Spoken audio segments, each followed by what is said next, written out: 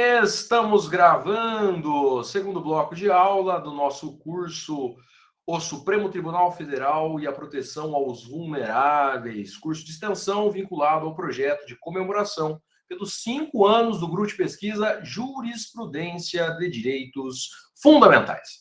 Muito bem, gente, estamos estudando o direito das mulheres, estudando decisões do Supremo sobre o direito das mulheres, e nós paramos na análise do habeas corpus 124.306, Rio de Janeiro, sobre a descriminalização do aborto até o 3º mês de gestação. Como nós estudamos no bloco anterior, é uma decisão interpartes apenas, não é uma decisão vinculante, não é obrigatória. E aí, como eu prometi no finalzinho da aula, vou abrir um espaço agora rapidamente para os alunos aí que tiverem interesse em fazer algum comentário, alguma observação. Fiquem à vontade. Só levantem a mão aí para eu poder organizar aqui. A Micaele já pediu, a Júlia também. Então vamos lá. Micaele primeiro, Júlia depois, na sequência, Tainá. Boa noite novamente a todos. Professor, eu vou ser bem breve. Eu queria levantar uma questão, como a gente falou sobre as decisões e tudo mais, a respeito do direito das mulheres, né, de poder decidir continuar ou não com a gravidez.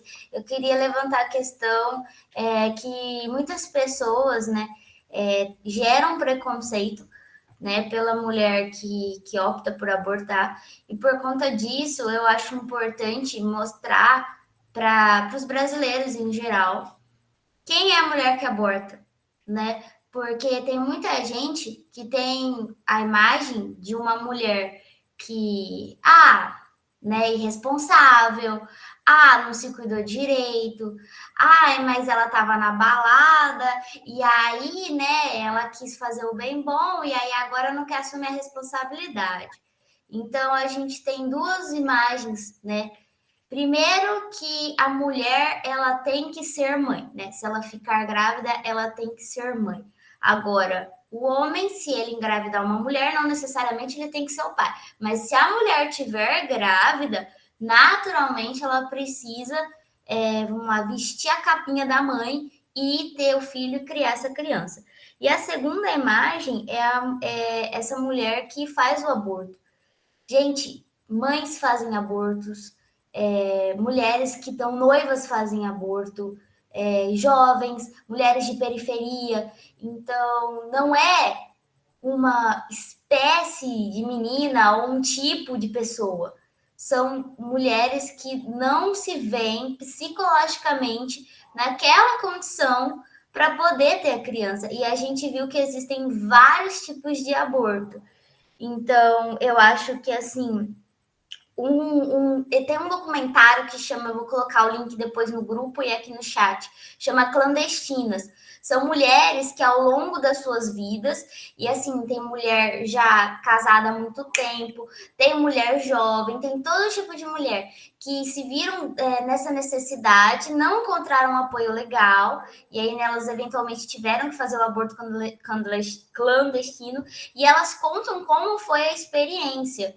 E assim, gente, é um trauma que elas passaram, e como o Moacir bem colocou, não é algo bom, né? Ninguém quer ter que passar por isso. Mas elas dizem, elas falam de forma muito clara que não se arrependem e que não se veem na condição que elas estão hoje, né? Se elas não tivessem feito naquele momento, porque psicologicamente elas não estavam preparadas. E outra coisa é que muita gente acha que a mulher ela faz o aborto porque ela não quer ter aquela responsabilidade. Tipo assim, é como se a mulher já tivesse aquela responsabilidade pronta, ela só tivesse que acionar. Ela já tivesse tudo pronto, ela só tivesse que acionar um botão. Mas não, tem muita menina, tem muita mulher, tem muita jovem que psicologicamente não está preparado, não tem uma rede de apoio, já vai sofrer um preconceito, não tem, assim, uma rede médica para poder tratar aquela criança, dar um suporte. Então, são muitas questões que as pessoas não pensam.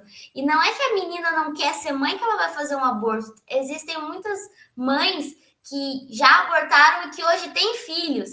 Então, assim, não é a menina ou a mulher ou a jovem que está negando ser mãe.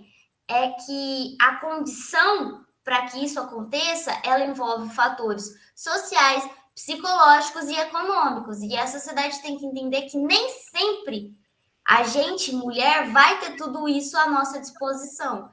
E que não é porque uma menina engravidou que ela vai conseguir vestir a capinha e ser mãe. Assim, existem inúmeros fatores que estão envolvidos. E por último, para encerrar, eu queria levantar também a questão do que é dignidade humana, porque quando uma mulher fala de aborto, tem muita gente que fala, ai, mas é uma vida. Ai, coloca no orfanato. Qual a diferença da dignidade humana de uma criança que está no orfanato, sofrendo, se sentindo abandonada, para uma mulher que está sofrendo e tendo que passar por toda uma gestação indesejada, às vezes com enjoo, às vezes passando mal, sem uma assistência médica e apoio psicológico ou familiar? Qual a diferença dessa dignidade? Quer dizer, a dignidade da mulher que está grávida vale menos do que a criança que está se sentindo abandonada? Essa é a questão aí que eu quero deixar, porque às vezes eu acho que o peso da dignidade varia muito, assim. É isso, prova. Cerrei.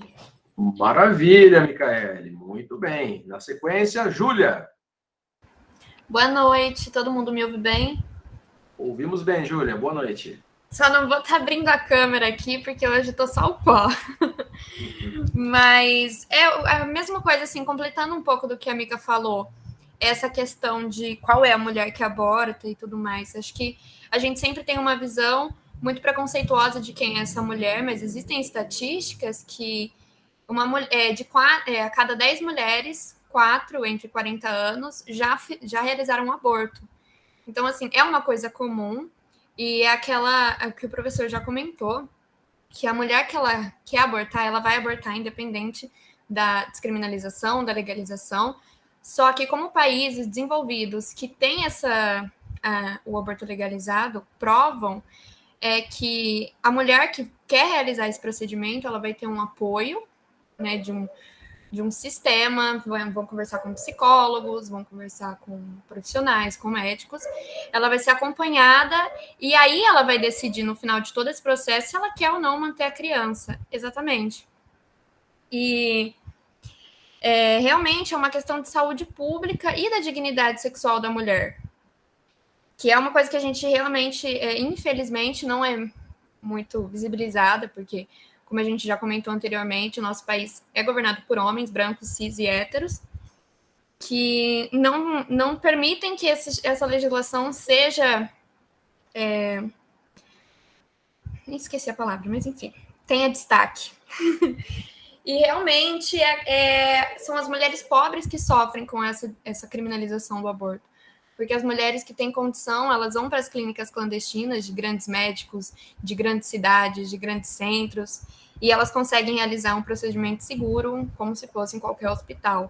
Mas uma mulher pobre, de periferia, não consegue realizar esse procedimento e acaba, infelizmente, morrendo. E é aquela questão, né? A vida do feto, a vida da mãe. A gente pode, às vezes, não perder a vida do feto, mas no final acaba perdendo os dois.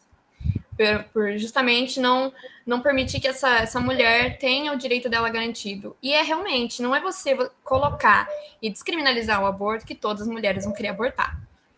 São aquelas mulheres que já tinham esse desejo, que realmente, igual a Micaele falou, não se sentem preparadas, podem ser por questões psicológicas, a gente tem vários casos de depressão pós-parto, por mães que não se sentiam preparadas, não aceitam os próprios filhos, e aí a criança às vezes vai parar em um sistema de adoção, onde ela vai viver sem... A gente sabe como funcionam os orfanatos aqui no Brasil, e muitos deles não têm uma condição para que a criança cresça com uma educação, e aí chega nos 18 anos, ela é expulsa do orfanato, vive nas ruas, e, enfim, é uma questão completamente complexa e cheia de detalhes para a gente abordar, que não tem como a gente abordar todos aqui. Mas é isso. Esse foi meu comentário. Muito bom, Júlia. Parabéns. Algumas questões bem interessantes que você colocou, né? Só destacando também, gente, que nós somos um país de dimensões continentais, né? Quando nós falamos de apoio do setor público médico, psicólogo, assistente social, isso depende de um contingente financeiro que muitos estados não têm, né? Então a gente tem que tomar um pouquinho de cuidado também, porque para nós que moramos no estado de São Paulo, que é o coração do Brasil, do ponto de vista econômico, a gente não faz ideia como são os estados mais pobres da federação, né? O que agrava ainda mais o problema que as meninas estão colocando aí. Vamos lá, então. Tainá, na sequência, Luísa. Boa noite, professor, boa noite a todos. Tudo bem? Como estamos? Na realidade, eu vou mais fomentar o que a Micaele e a Júlia, né, já disseram, porque elas basicamente entraram na minha argumentação também, né? Acho que a principal questão quando a gente fala a respeito do abortamento é verificar que é um tema de questão de saúde pública, porque é igual as meninas falaram, né? A mulher que tem condições financeiras, ela vai fazer a prática. A prática, ela já é existente. Nós temos dados que o abortamento, ele é uma das causas de morte de mulheres mais frequentes. Então, assim, é um dos principais fatores de morte precoce das mulheres. As mulheres morrem principalmente por conta da prática do abortamento. Então, quando a gente começa a fazer essa análise, né, de que o aborto ele é uma das questões que fazem com que as mulheres morram e a prática ela ocorre, a gente tem que olhar não com um olhar, com um viés ideológico e religioso, mas olhar como uma forma de saúde pública, porque as mulheres estão fazendo, as mulheres praticam, já acontece. Então, a mulher rica, a mulher que tem condições financeiras e socioeconômicas, ela vai para fora do país.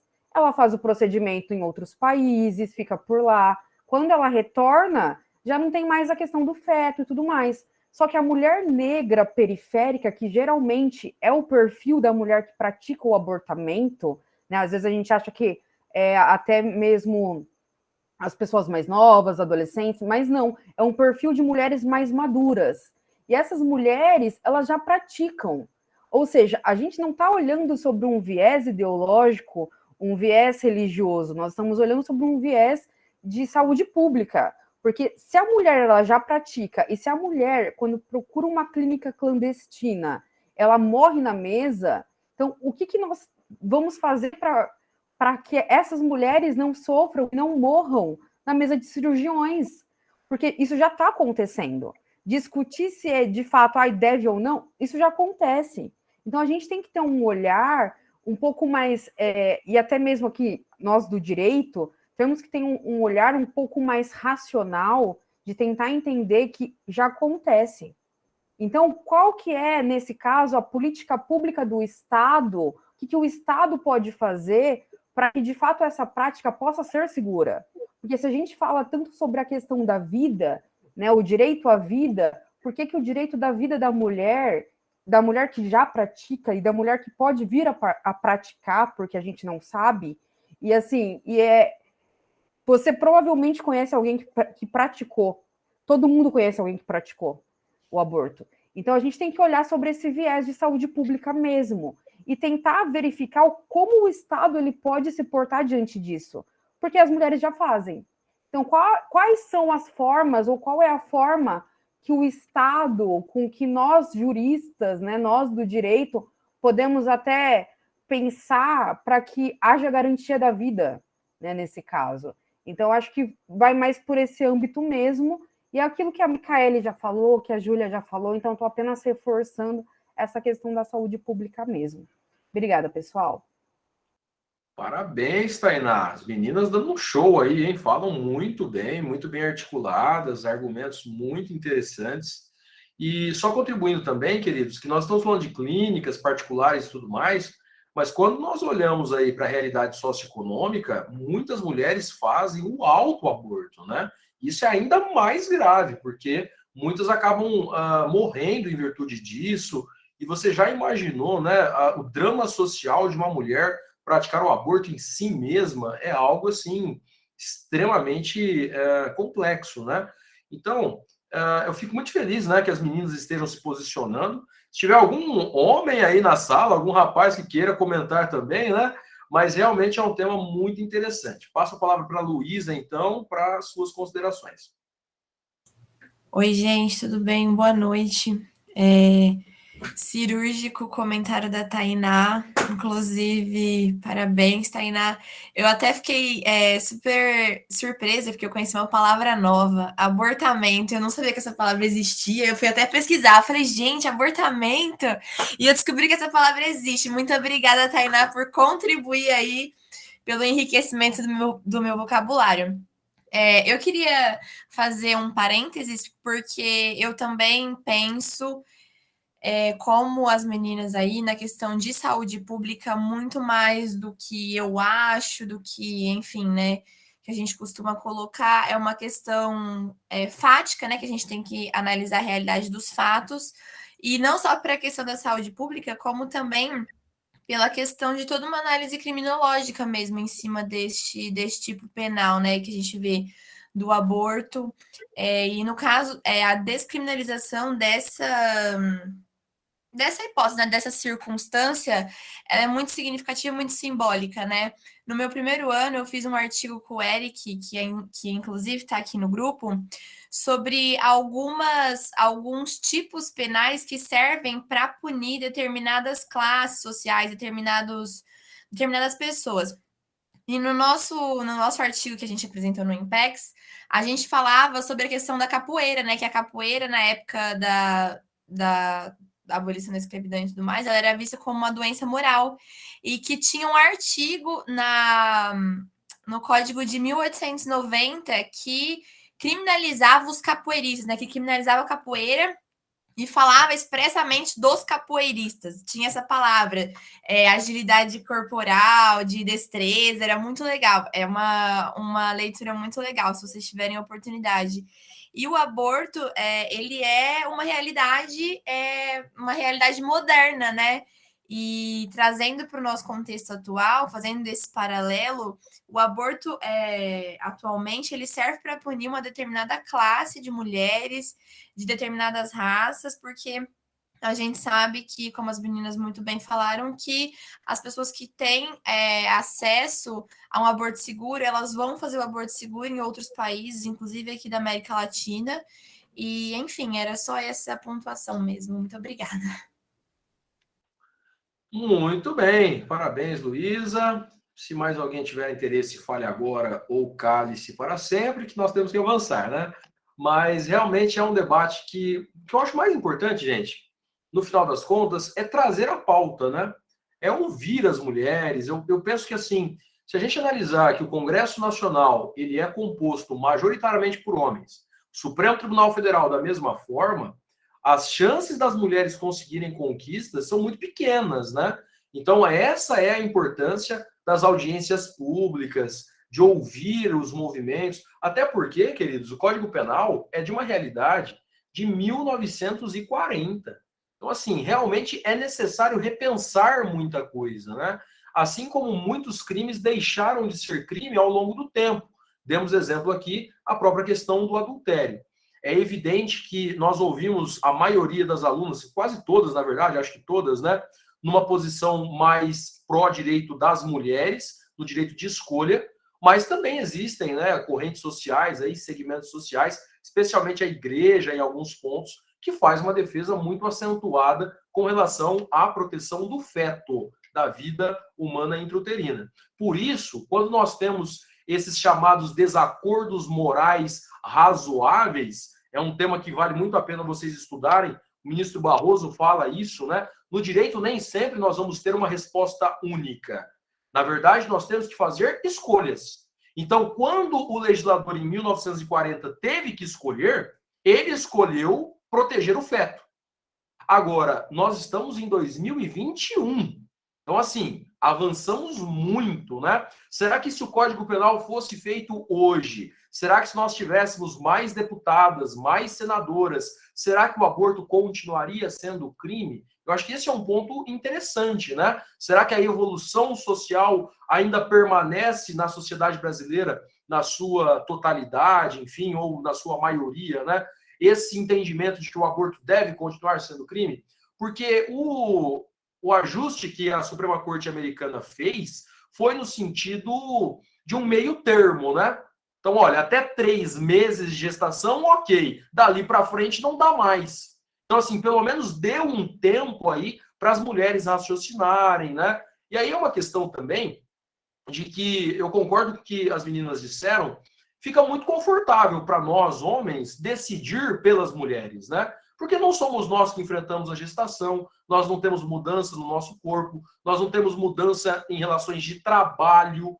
Isso é muito interessante porque quando você olha atletas masculinos e femininos, é muito diferente, né?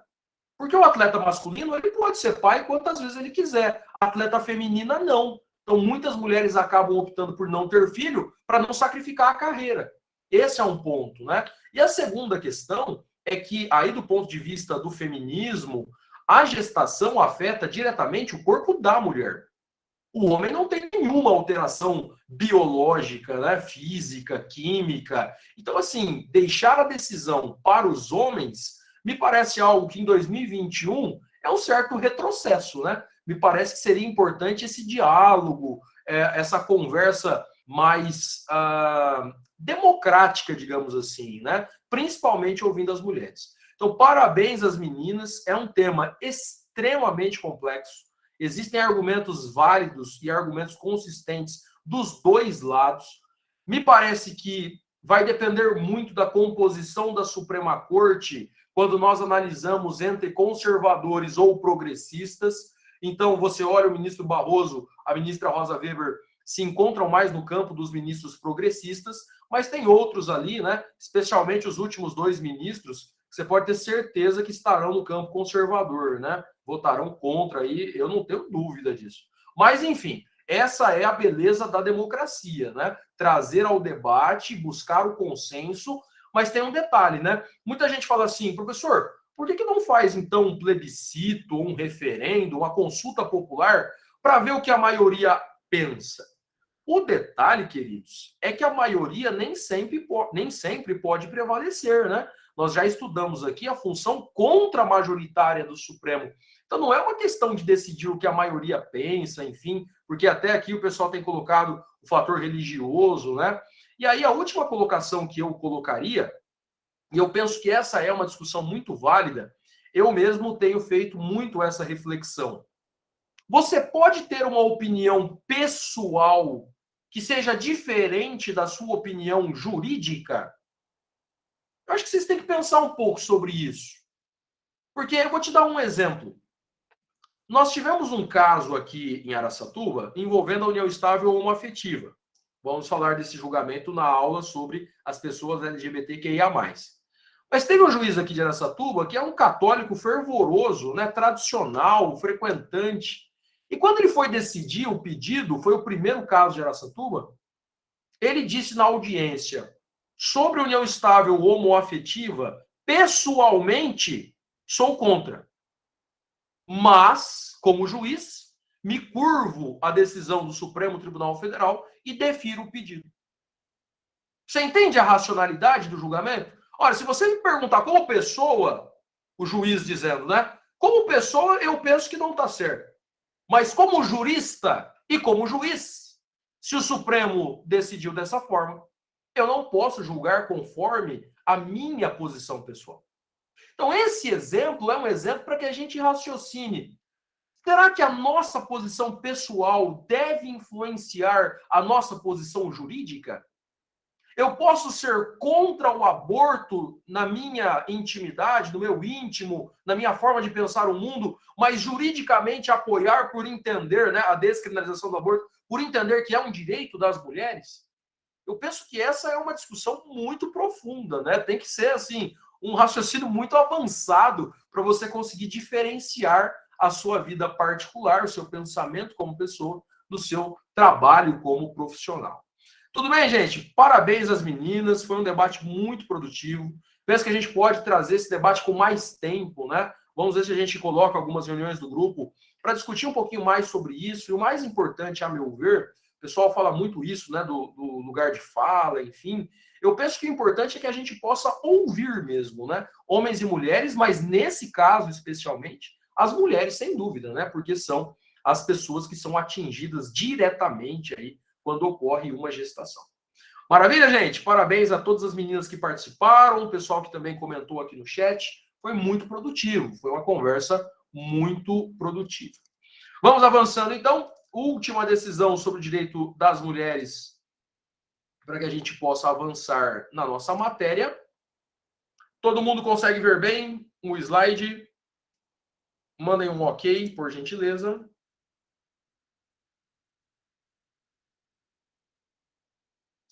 A nossa última decisão, ADPF 779, a inconstitucionalidade da tese da legítima defesa da honra no tribunal do júri. Essa decisão, a meu ver, não é tão polêmica, né? Me parece que existe um certo consenso social de que essa tese defensiva é uma tese que não é mais possível juridicamente. Deixa eu só fazer algumas observações importantes sobre o tribunal do júri. O tribunal do júri é um instituto muito antigo na história da humanidade. No Brasil, ele vem se sustentando ao longo dos anos, ainda que com muitas críticas, né? E ele tem algumas peculiaridades. O Instituto do Tribunal do Júri, ele tem algumas diferenças de um processo tradicional. A começar que, em regra, as garantias processuais do processo, as garantias constitucionais, melhor dizendo, né? Garantias constitucionais do processo ou garantias constitucionais processuais asseguram a qualquer pessoa, está no artigo 5º, né, o devido processo legal, a ampla defesa e o contraditório, sempre que a pessoa esteja enfrentando um processo, seja judicial, seja administrativo. Ampla defesa e contraditória. Quando nós estudamos na Constituição Brasileira o Instituto do Tribunal do Júri, o legislador constitucional não trata de ampla defesa. Ele coloca plenitude de defesa.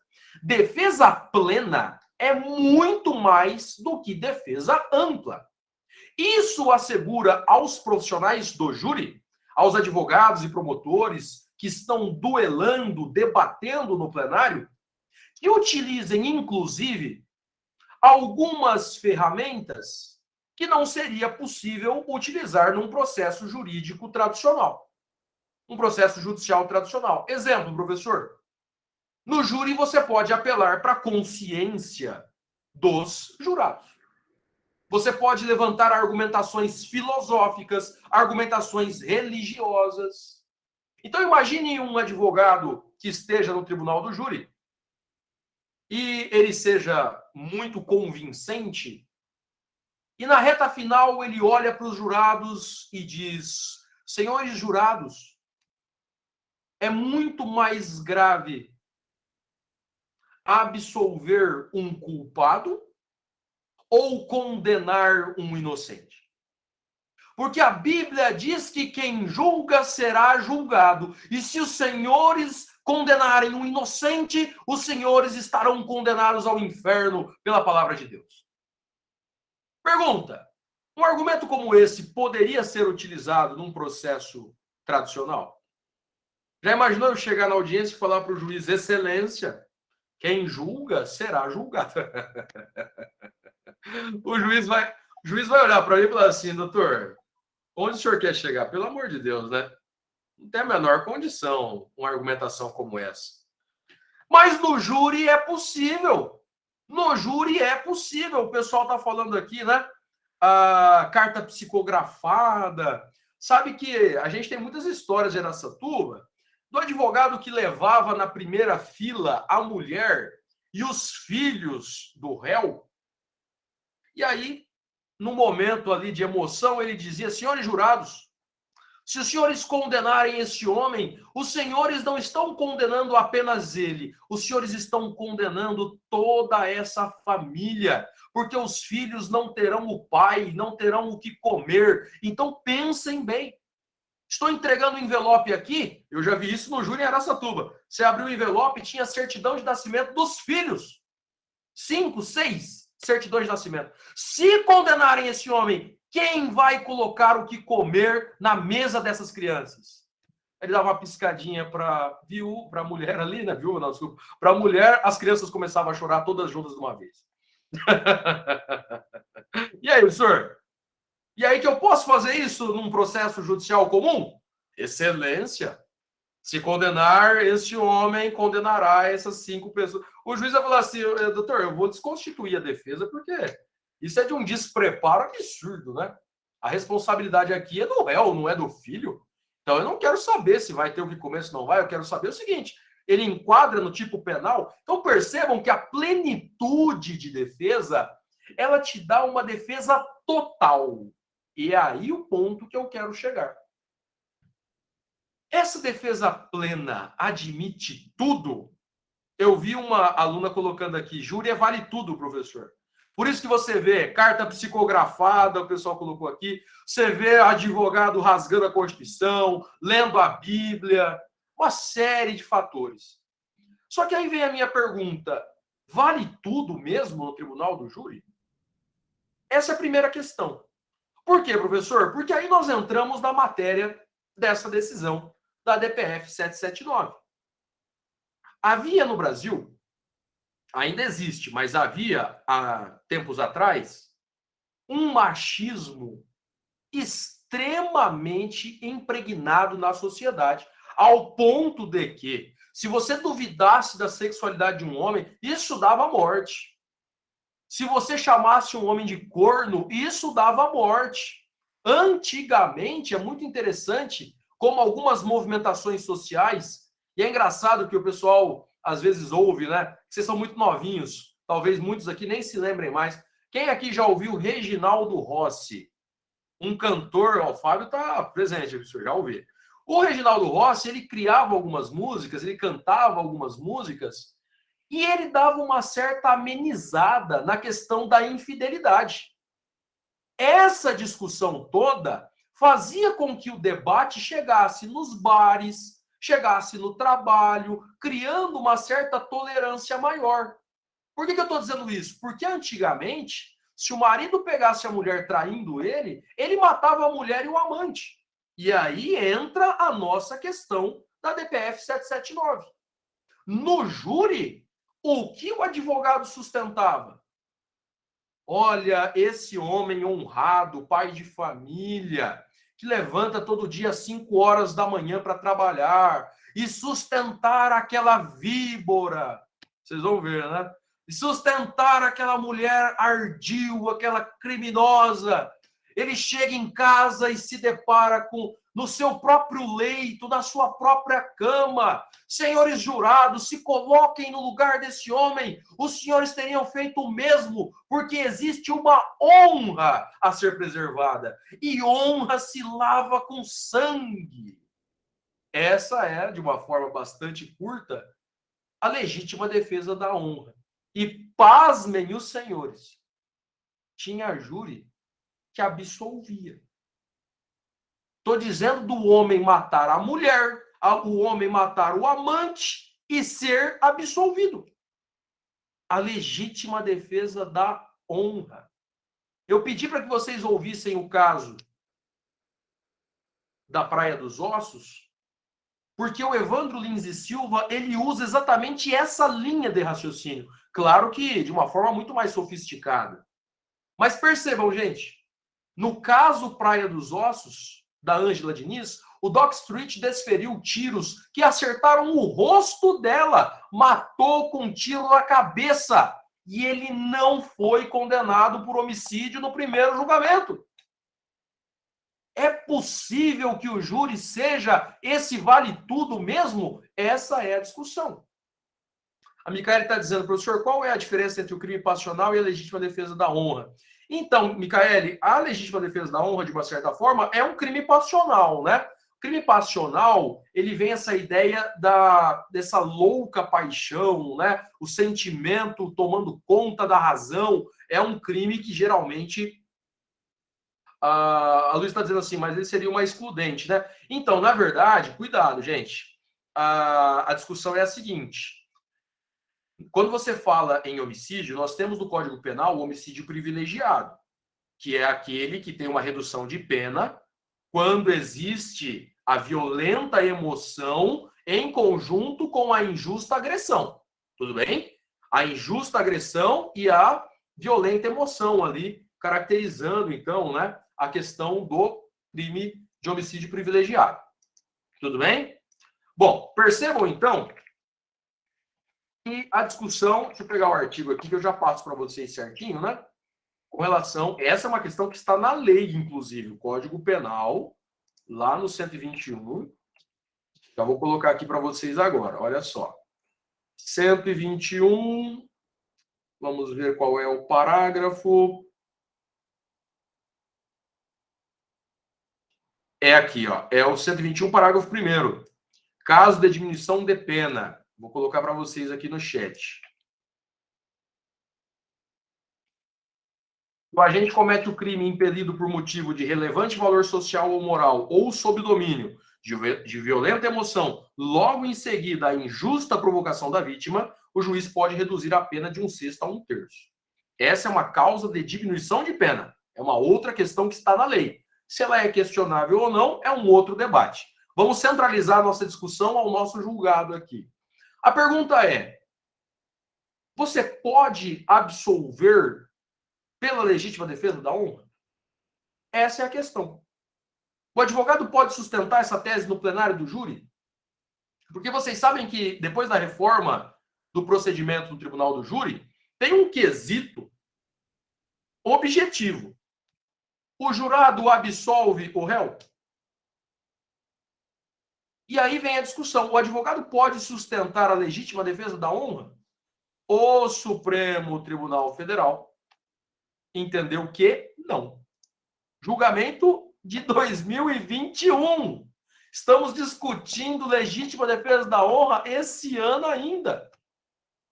Olha lá, então, referendando a medida cautelar, a DPF, né? Interpretação conforme a Constituição, artigos 23, inciso 2 e 25, caput, parágrafo único do Código Penal, 65 do Código de Processo Penal. Legítima defesa da honra, não incidência de causa excludente de ilicitude.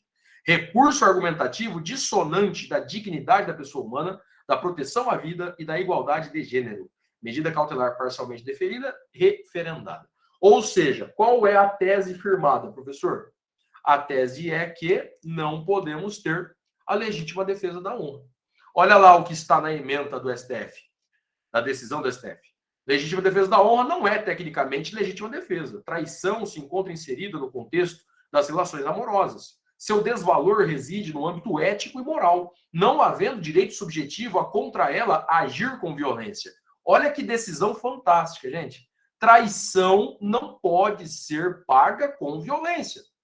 Quem pratica feminicídio ou usa de violência com a justificativa de reprimir um adultério não está a se defender, mas a atacar uma mulher de forma desproporcional, covarde e criminosa. O adultério não configura uma agressão injusta, apta a excluir a antijuridicidade de um fato típico, pelo que qualquer ato violento perpetrado nesse contexto deve estar sujeito à repressão do direito penal. Ou seja, se o homem matou a mulher porque ela o traiu, isso deve ser reprimido pelo direito penal. Isso deve ser combatido pela legislação penal. A legítima defesa da honra é recurso argumentativo retórico, odioso, desumano e cruel, utilizado pelas defesas de acusados de feminicídio ou agressões contra a mulher para imputar às vítimas a causa de suas próprias mortes ou lesões. Constitui-se em ranço na retórica de alguns operadores do direito, de institucionalização da desigualdade entre homens e mulheres e de tolerância e naturalização da violência doméstica, as quais não têm guarida, não têm proteção na Constituição de 88. Eu vejo a decisão do Supremo com uma técnica excelente, né? Aprofundando questões teóricas e questões... Aí vem toda a fundamentação, depois vocês vão estudar com calma, mas é uma decisão muito importante. Fica a indicação aí do podcast Praia dos Ossos, como nós já havíamos falado, e também o seriado Bom Dia Verônica, na Netflix. Todo mundo junto até aqui? Legítima defesa da honra, portanto, não pode ser usada no tribunal do júri mais. Não pode ser utilizada como recurso nem retórico, né? Então, cuidado, hein, gente? Pergunta ótima de concurso público. A plenitude de defesa admite qualquer recurso argumentativo? Resposta, não. A legítima defesa da honra, por decisão do Supremo Tribunal Federal, é causa, inclusive, de nulidade, né? Se o advogado sustenta, por exemplo, é possível brigar por uma nulidade, para anular ali, né, para declarar a nulidade dessa eventual decisão. Todo mundo junto? Belezinha? Com isso, nós encerramos o primeiro grupo vulnerável, mulheres. E agora teremos 32 minutos para começar a falar sobre o segundo grupo vulnerável, negros. Queridos, essa é uma matéria extremamente importante. Isso porque o racismo faz parte da nossa sociedade. E muitas vezes não é um racismo declarado, muitas vezes é um racismo velado, inclusive na nossa linguagem. Se você for observar algumas palavras, algumas expressões que a sociedade utiliza, a magia ruim é a magia negra. Quando você vê, né, um dia útil de trabalho, entre aspas, é um dia de branco. Quando você vê, então, quando a coisa está ruim, a coisa está preta. São expressões que nós utilizamos, né, ao longo da nossa formação. A Tainá está colocando criado mudo, né, até como nome de imóvel mesmo. A gente tem uma série de questões que demonstram um comportamento racista que muitas vezes não é adequado à realidade que temos hoje, em 2021. O pessoal está falando da expressão feito nas coxas, né? Associado às telhas, né? As telhas que eram feitas nas coxas dos escravos, enfim. E aí, se não ficava muito bem feito, isso aí foi feito nas coxas, né? No sentido, então, de uma expressão que advém do racismo, advém do período de escravidão. Então, esse é um tema extremamente importante. Sabe que o racismo é uma questão tão delicada que o ministro Luiz Roberto Barroso, quando foi elogiar o ministro Joaquim Barbosa, em um discurso, né, ele falou, olha, é um negro de primeiro nível. E aí, o Barroso, que é um grande defensor dos direitos fundamentais, na seguinte sessão do Supremo, o Barroso ele chegou a chorar um pouquinho, dizendo, olha, a minha expressão foi extremamente inadequada, eu quero me desculpar com o ministro, né, Joaquim Barbosa, porque, infelizmente, no momento... E ali você vê, gente, que ele não tinha o interesse, né, não tinha a intenção de atacar ninguém, magoar ninguém, mas é uma questão que está quase que no subconsciente, né, e acaba, às vezes, aí aparecendo episódios como esse. Ele teve, pelo menos, a dignidade de se desculpar, né, e aí você percebe que, às vezes, num elogio, nós acabamos sendo racistas, no sentido de que teriam negros de níveis diferentes, por exemplo, o que é algo que não dá para se admitir. Então, estou indicando para vocês aqui uma bibliografia, né, alguns artigos científicos, na verdade, muito interessantes. Ações afirmativas do Brasil, desafios e perspectivas, da professora Flávia Piovesan. STF, o espaço de luta do movimento negro, do Clio Nudel Radomisler, acho que é isso. Silêncios eloquentes na DPF número 186, o STF de fato julgou a constitucionalidade das cotas raciais, do Fábio Portela Lopes de Almeida. Artigo científico, Estatuto da Igualdade Racial frente às políticas afirmativas étnico-raciais, uma discussão acerca da judicialização da política de reserva de vagas, do Anderson Orestes Cavalcante Lobato. E, por fim, o negro na ordem jurídica brasileira, da professora Eunice Aparecida de Jesus Prudente. É fundamental que vocês façam a leitura desse material. Talvez não seja possível ler tudo nas férias, eu sei disso, mas reserve um tempinho para conseguir ler um pouquinho, né? Sempre que for possível aí, os artigos que são indicados nas nossas aulas. Muito bem, agora a conversa vai ficar ainda mais interessante. Para entender o racismo, não basta estudar direito. Não adianta ler apenas o texto da Constituição, as leis, as decisões. Nós precisamos de uma análise histórica, sociológica, filosófica, antropológica e, principalmente, queridos, gravem o que eu vou dizer agora, nós precisamos ler autores negros, homens e mulheres, porque eles sentem na pele o que muitas vezes nós estudamos na teoria. Um dos maiores nomes, uma das maiores autoridades nessa temática no Brasil é o professor Silvio Almeida. Lançou um livro pequeno chamado Racismo Estrutural, que tem se tornado um best-seller no Brasil e no mundo, né? O professor Silvio Almeida é respeitado em muitos países, é conhecido internacionalmente.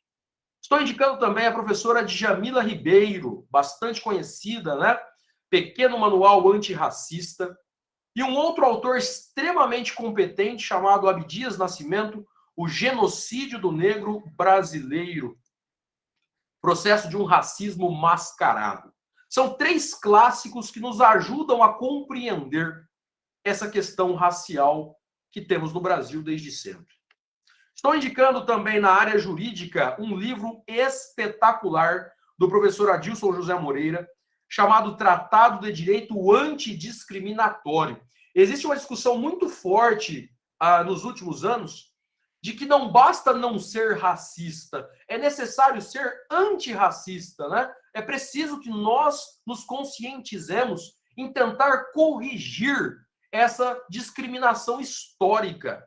Isso significa uma mudança, inclusive de comportamento, da nossa parte, evitando piadas, brincadeiras, algumas expressões que apenas reforçam o racismo. O pessoal comenta muito, né, professor, se os Trapalhões fossem transmitidos hoje na Globo, o pessoal sairia preso, né? Os Trapalhões, alguns programas do Chico Anísio, algumas piadas da Praça é Nossa. A bem da verdade, queridos, é que nós temos que entender os momentos históricos. Algo que num determinado momento podia ser tolerado, hoje é algo intolerável. Então, se lá atrás haviam piadas racistas contra o Mussum e as pessoas davam risada, hoje isso não pode mais ser naturalizado. Hoje isso não pode ser mais tratado como algo, mas é liberdade de expressão, professor. Eu vejo com muita preocupação as pessoas confundirem liberdade de expressão com crime. Dependendo do que eu disser, não é liberdade de expressão. É crime e eu devo responder por isso. A Cintia está lembrando aqui da Angela Davis, um grande expoente também da literatura, né? Numa sociedade racista não basta não ser racista, é preciso ser antirracista. Angela Davis. Estou indicando também Pensando como um Negro, ensaio de hermenêutica jurídica, também do professor Adilson José Moreira. Um sociólogo mais antigo, mais clássico, mais fundamental na nossa academia, Florestan Fernandes, foi inclusive um professor da USP, né, muito respeitado. O presidente Fernando Henrique Cardoso foi orientado pelo Florestan Fernandes, né, a integração do negro na sociedade de classes. Um livro mais antigo que foi reeditado agora pela editora Contracorrente. Estou indicando também, esses livros são muito interessantes e uma leitura extremamente agradável. Laurentino Gomes, escrevendo Escravidão, volume 1, do primeiro leilão de cativos em Portugal até a morte de Zumbi dos Palmares, e o volume 2, da Corrida do Ouro em Minas Gerais até a chegada da corte de Dom João VI ao Brasil.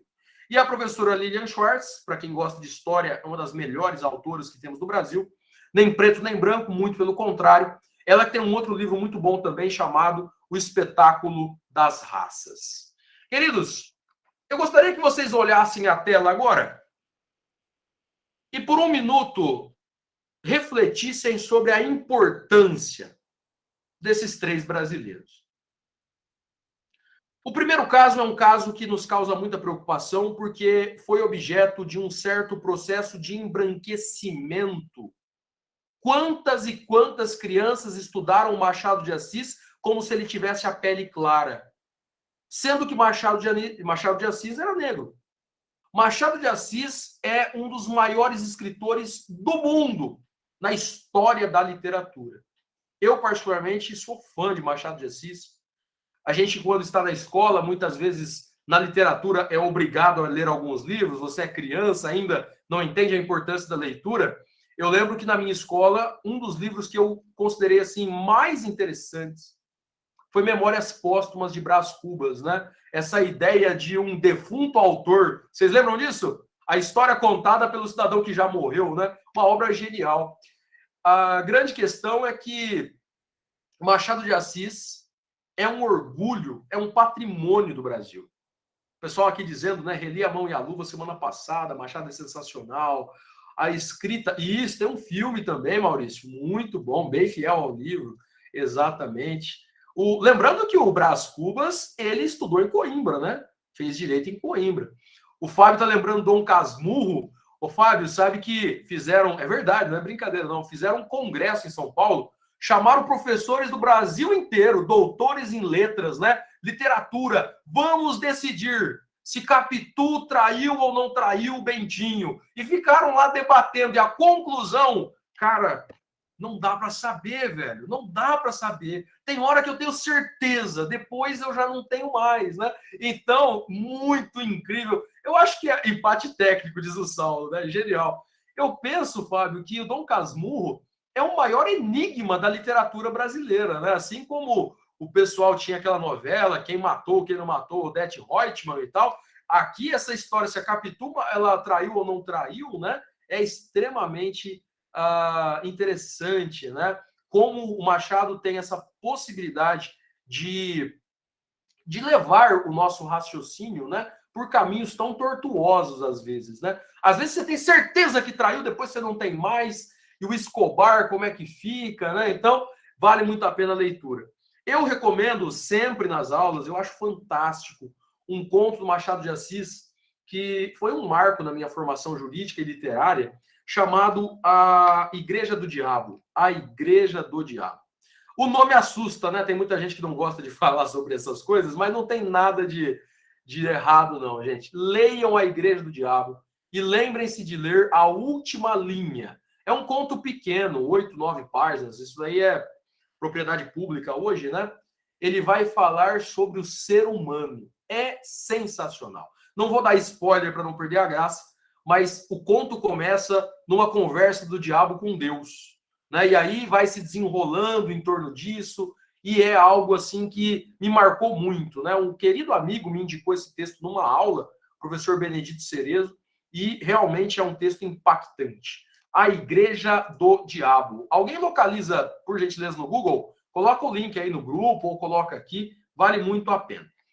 Bom, Machado de Assis, então, uma sumidade na literatura, né, nas letras nacionais e reconhecido também internacionalmente. Eu tinha um professor de literatura, professor Valdivino Pina, profundo carinho, um querido amigo, né?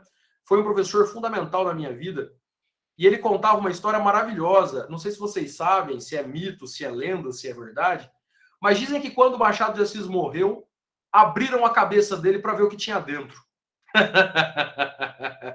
Era tão genial, esse homem deve ser diferente dos outros, não é possível. Abriram a cabeça dele para ver se tinha alguma coisa diferente, né? Então perceba, um negro que orgulham o Brasil. O Saulo está fazendo uma piada fúnebre.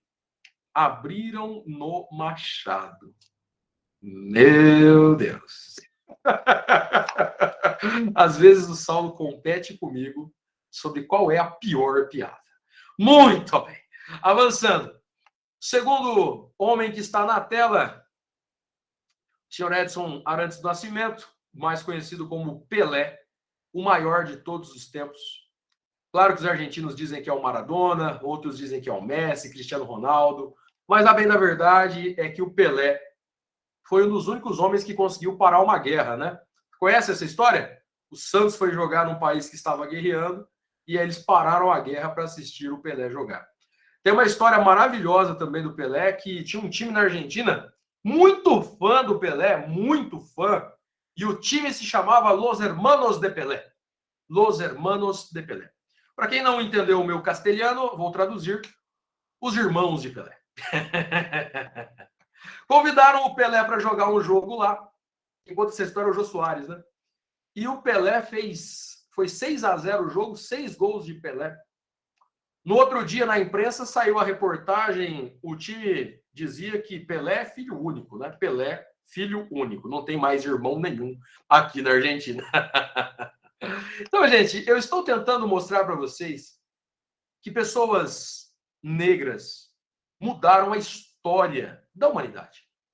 Foram extremamente competentes, foram extremamente talentosas, habilidosas.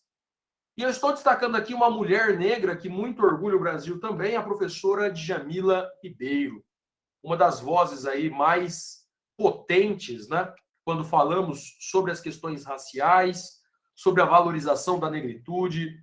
Vale muito a pena. Eu vou recomendar para vocês tanto o Silvio Almeida quanto a Djamila, mas tem uma conversa dela espetacular. Ela escreveu um livro agora, muito interessante, chamado Cartas para Minha Avó, que ela vai falar um pouquinho de uma forma mais sobre a visão pessoal dela mesmo, né? Sobre questões de racismo, questões raciais. Bom, diante desses nomes, estou indicando também. Você acha que é só música clássica, filho? Não, não, não, não, não.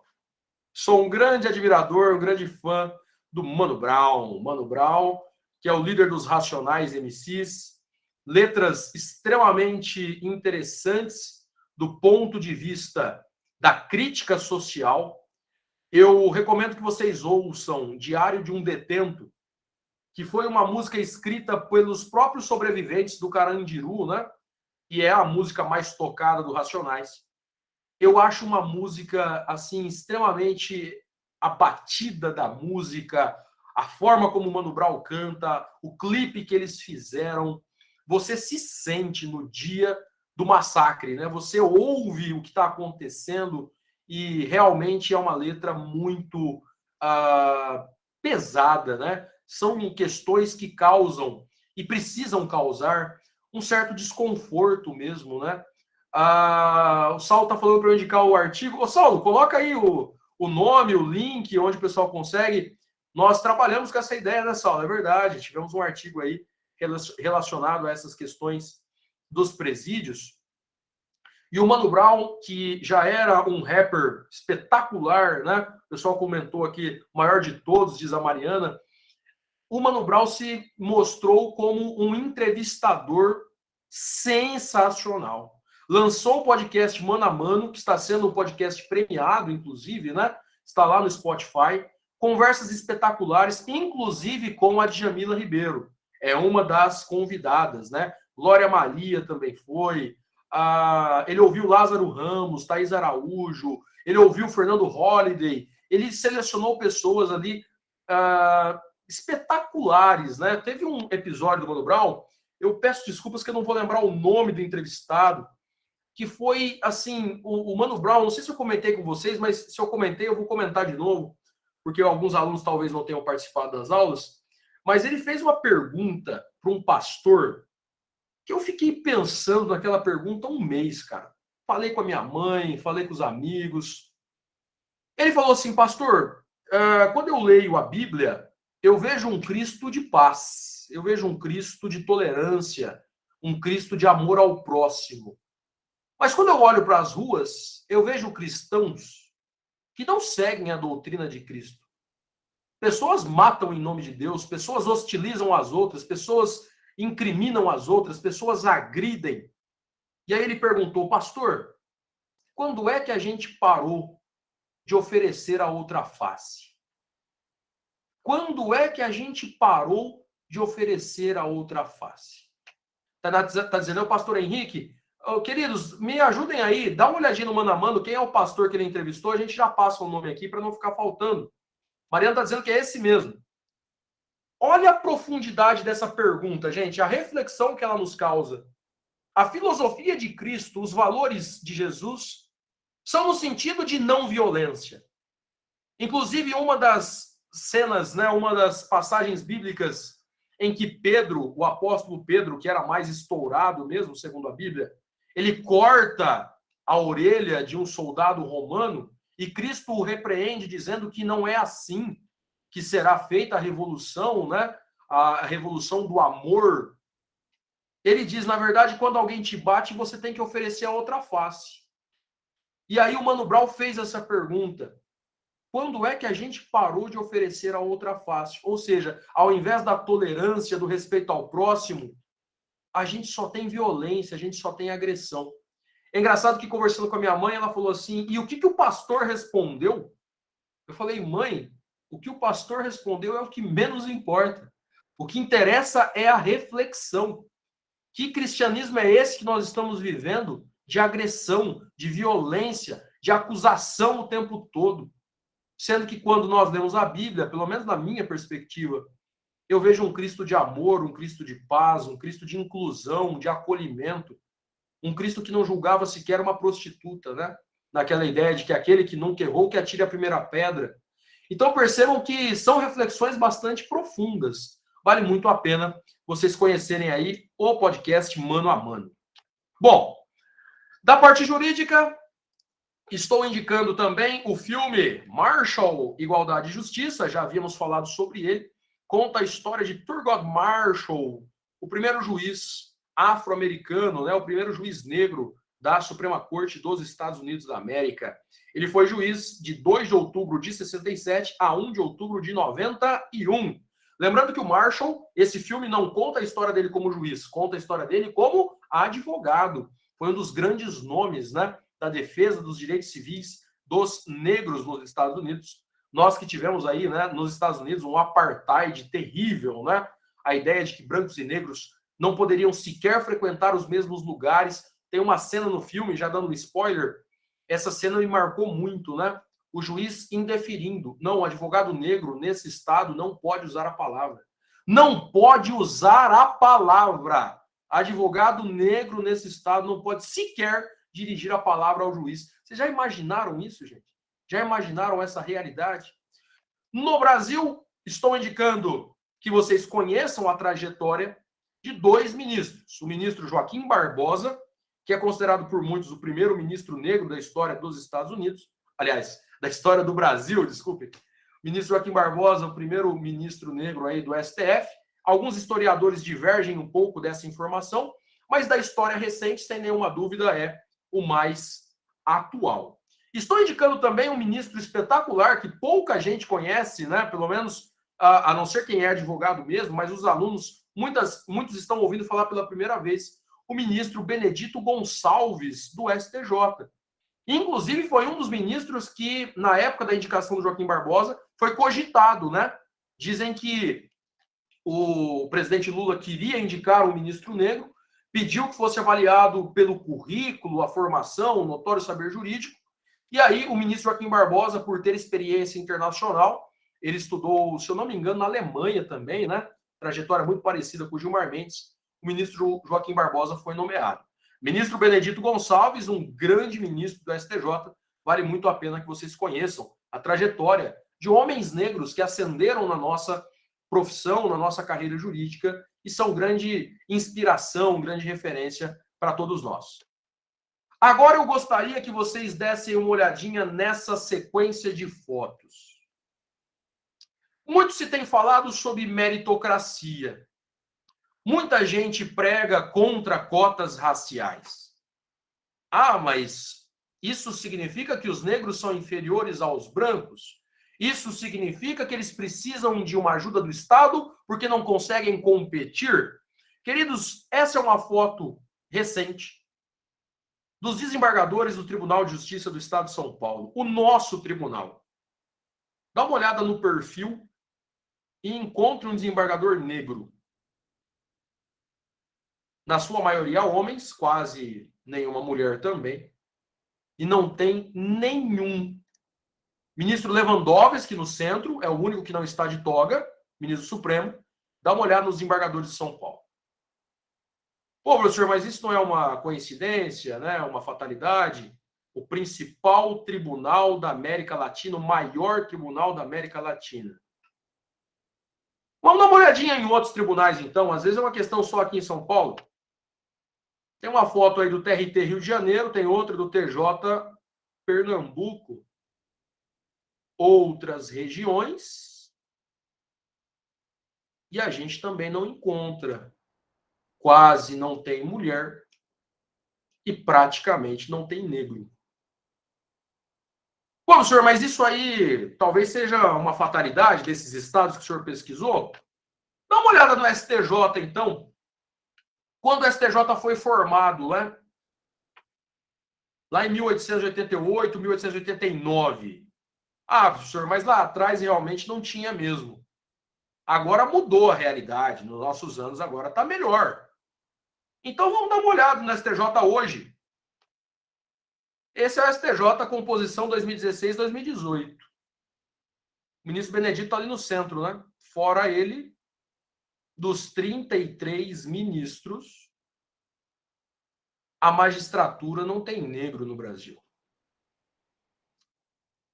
Não, professor, mas no STF talvez seja diferente. Vamos subir um pouquinho mais, né? E no Supremo? O Supremo, que é a casa de fazer destinos? Dá uma olhadinha. O perfil de ministros. Ah, professor, mas essa foto aí não dá para ver muito bem, né? Então vamos mostrar melhor. Encontra um negro aí. Essa é a composição atual, já com o André Mendonça. Então, quando alguém falar para vocês que é contra cotas, mostre uma foto dos tribunais brasileiros. Gente, isso não pode ser encarado com naturalidade. Isso não pode ser algo, isso é comum. Sabe por quê? Porque a maioria da população brasileira é negra. Agora, se eu colocasse fotografias aqui de presídios, vocês iriam ver que a maior parte da população carcerária é negra. Inclusive julgada, né, pela magistratura que nós estamos vendo. Então, quando a Luísa Trajano, do Magazine Luiza, fez um programa de trainee para negros e foi criticada, eu fico olhando essa realidade e me perguntando onde estão os nossos irmãos negros que não conseguem chegar nas posições de poder. Se você olhar a sua sala de aula, quantos negros temos entre nós? Se você olhar os nossos professores, se você olhar uma faculdade de medicina, vai na Unimed, dá uma olhada quantos negros tem como médicos. Micael está dizendo, isso é para parar, pensar e repensar. A realidade jurídica brasileira não reflete a realidade social, infelizmente. O Eric está dizendo isso, não precisamos ir muito longe, né? As nossas salas de aula mesmo não trazem muitos negros. Tainá dizendo que é o perfil hegemônico da magistratura. Luísa dizendo que na PGE o número de procuradores negros, a Procuradoria-Geral do Estado de São Paulo também é 0, né? Muito complicado isso, o relatório da PGE, o Eric está falando. Então, queridos, vamos avançando um pouquinho. A escravidão no Brasil foi abolida pela princesa Isabel.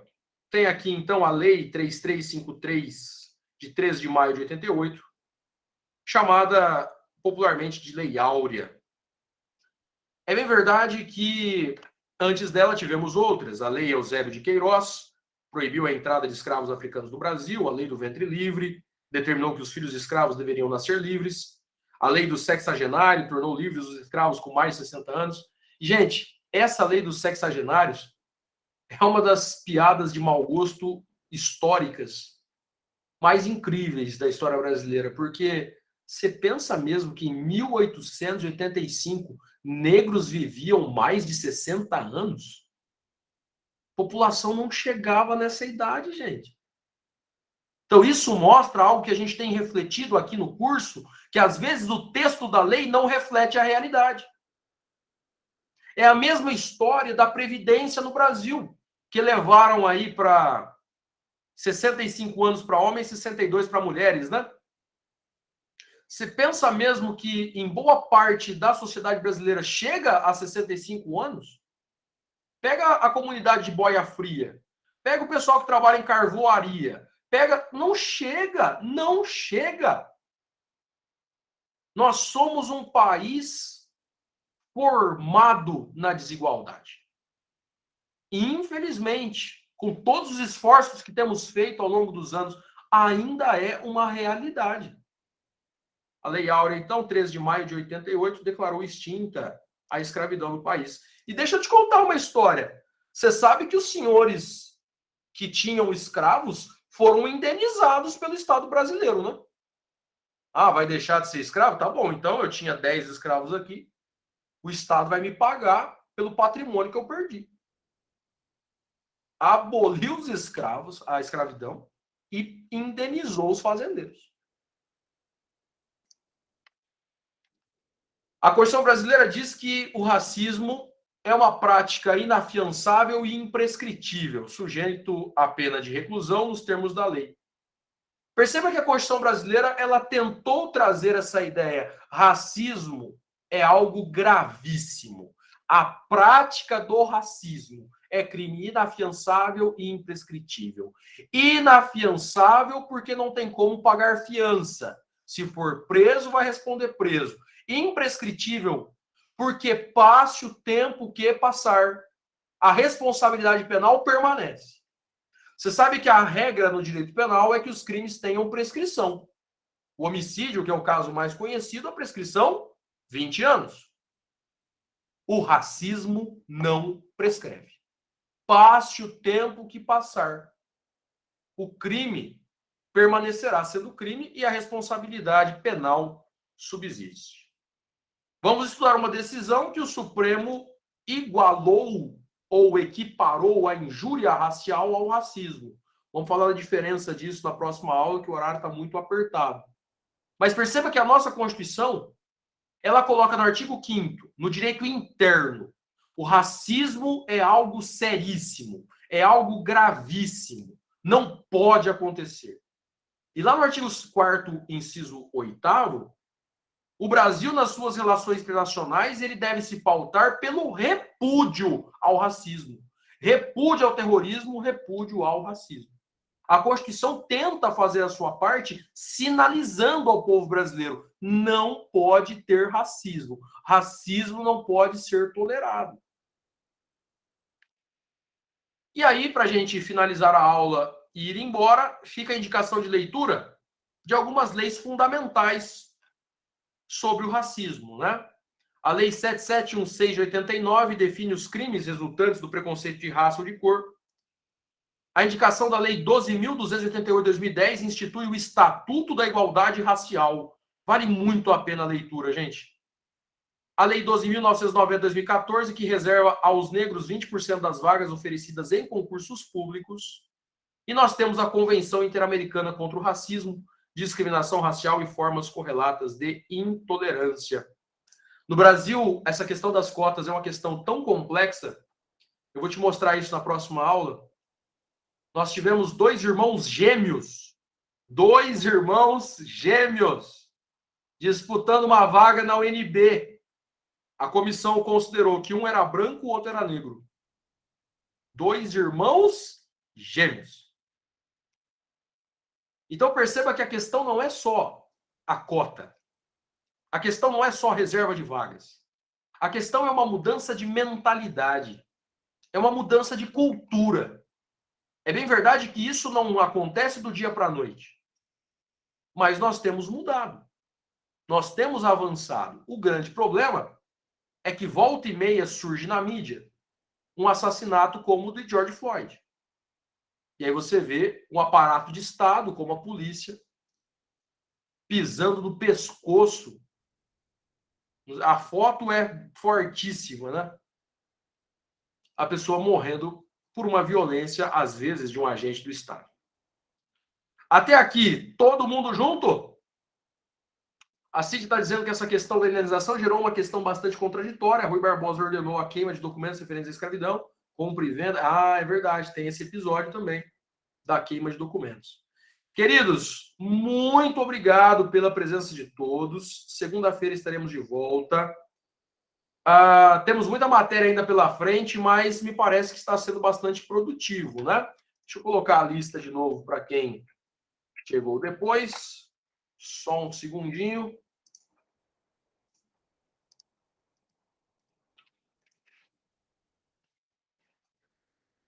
Aí a lista. A Adriane pediu a outra lista, aquelas que todos querem. Vou ver se eu consigo aqui até o final de semana liberar aí o sorteio, né? Muito obrigado, gente, pela presença de todos. Está sendo incrível o curso, a participação de vocês espetacular, né? Valeu aí, bom final de semana e até segunda-feira. Quem perdeu alguma aula, tudo gravado e disponível no YouTube por enquanto, né? Dá para você se atualizar aí. Valeu, gente. Um abraço e tchau, tchau.